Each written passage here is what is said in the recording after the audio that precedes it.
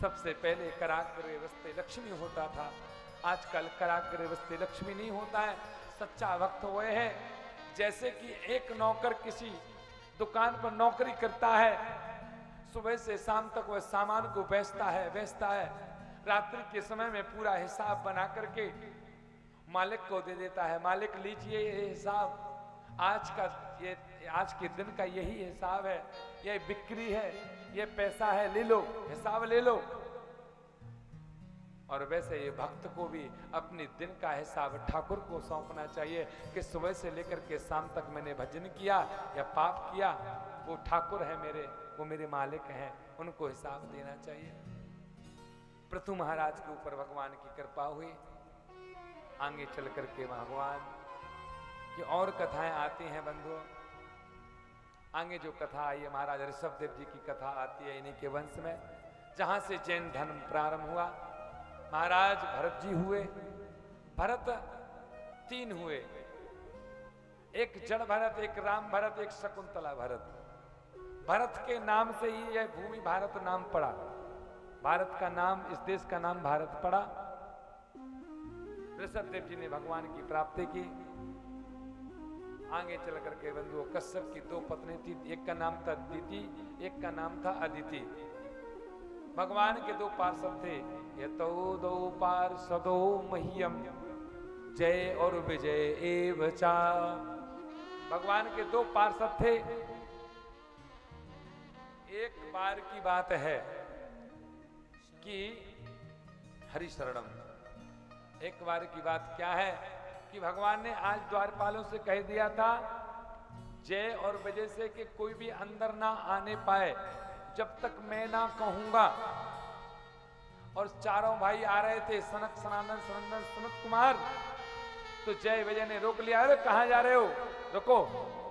उन्होंने कहा भैया मैं जय और विजय हूं, तुम मुझे रोक नहीं सकते हो, रोकने की हिम्मत कैसे हुई तुम्हारी, क्यों रोक लिया है, तुम्हें पता नहीं है मानस पुत्र हैं, रोकने की हिम्मत तो आपके विष्णु में भी नहीं है। श्राप दे दिया, जाओ जय विजय हम तुम्हें चारों भाई मिलकर के श्राप देते हैं कि तुम्हें राक्षस की योनि में जाना पड़ेगा।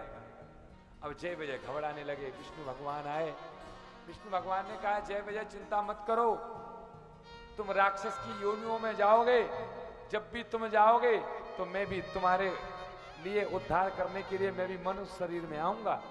तो वही जय विजय हिरण्याक्ष और हिरण्यकश्यप बने, वही जय विजय रावण और कुंभकर्ण बने, वही जय विजय कंस